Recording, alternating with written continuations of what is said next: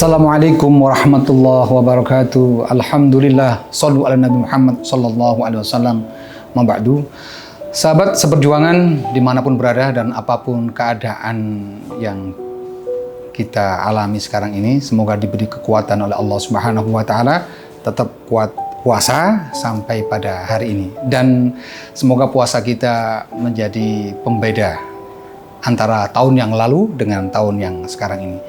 Bedanya lebih bertakwa kepada Allah Subhanahu wa taala. Amin ya rabbal alamin. Dalam Al-Qur'an surat Al-Baqarah itu disebutkan, A'udzubillahi minasyaitonirrajim, ya ayyuhalladzina amanu kutiba alaikumussyam kama kutiba alal ladzina min qablikum la'allakum tattaqun. Kutiba ini asal katanya kataba.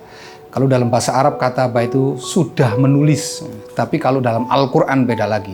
Kutiba itu diwajibkan. Makanya hati-hati, kita tidak bisa hanya sekedar paham bahasa Arab kemudian mentafsirkan Al-Quran. Gak malah bener, malah salah kaprah, malah weteng loro kabeh. Makanya kita harus banyak belajar. Nah, pada kesempatan ini kita belajar. Kita diwajibkan oleh Allah untuk menjalankan ibadah puasa tanpa terkecuali.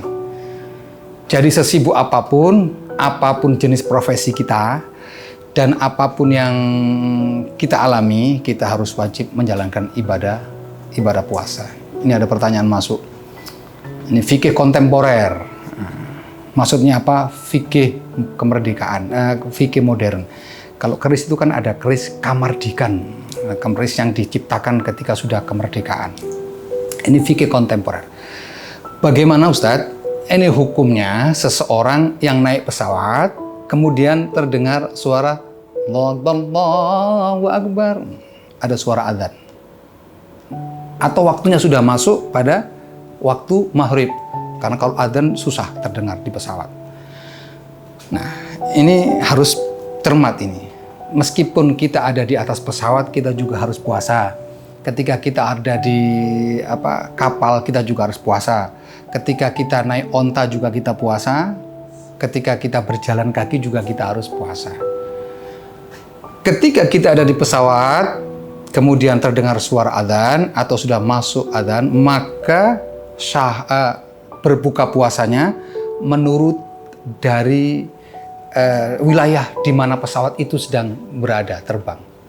Nah, semisal kita ada di Surabaya, dari Surabaya itu waktunya maghrib, maka kita boleh berbuka puasa. Tapi nggak cukup sampai di situ. Kalau posisi kita ada di Surabaya waktu maghrib, tapi matahari masih tampak melok itu ketok nyata di depan kita, maka kita harus nunggu matahari itu terbenam. Nggak kemudian maghrib harus mangan ngono ya. Kita tunggu matahari itu terbenam. Sehingga ketika terbenam, bolehlah kita berbuka puasa. Terus gini Ustadz, kalau nggak ngerti kemudian terus mangan ngono ae apa akhirnya?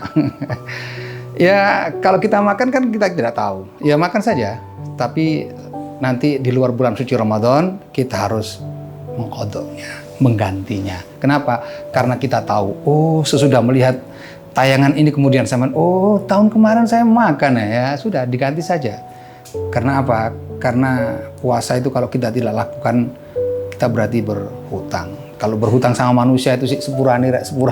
Tapi kalau berhutang sama Allah Subhanahu wa taala itu di hari dimana tidak ada pembela, susah. Makanya saya sampaikan kepada teman-teman yang sering luar negeri atau luar pulau naik pesawat, lihat apa yang saya sampaikan ini di konten ini, semoga ada kemajuan, kelebihan dalam kita menjalankan ibadah puasa.